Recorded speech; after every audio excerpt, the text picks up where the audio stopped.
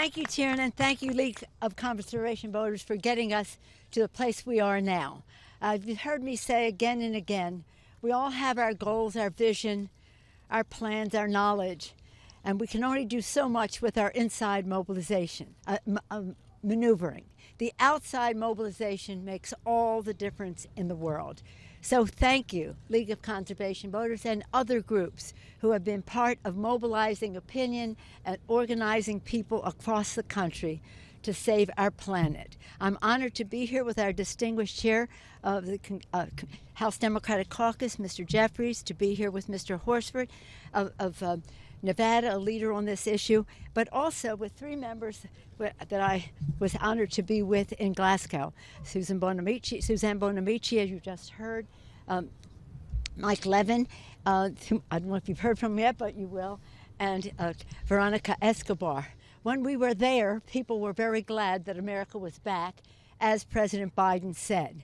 They were pleased that the other bill had passed the House, but they're very, very eager about this bill, which makes it happen for us in terms of preserving the planet, and doing so by lowering costs for families, by reducing pollution by 50% by 2030, by creating good-paying union jobs, and to do so with equity, with fairness, to build back better,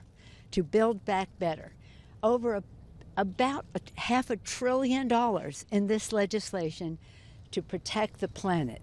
It's a health issue, clean air, clean water for our children. It's a jobs issue, making America preeminent in good-paying green jobs. It's also a national security issue because competition for habitat and resources resulting from drought, and you know all of the challenge of natural disasters springing from the climate crisis. And it is a moral issue, if you believe, as I do, that this is God's creation and we have a moral obligation be good stewards. But even if you don't share that view religiously, we all share it morally, that we have a responsibility to future generations. So again, thank you, League of Conservation Voters, all of the organizations who are making the strength of this the mobilization of the American people.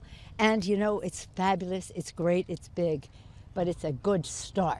We have more to do. So I look forward to working with all of you, inside maneuvering, outside mobilization, and we're ready, again, to honor our responsibilities to future generations. Thank you, League of Conservation Voters. Now I'm pleased to yield to Tiernan,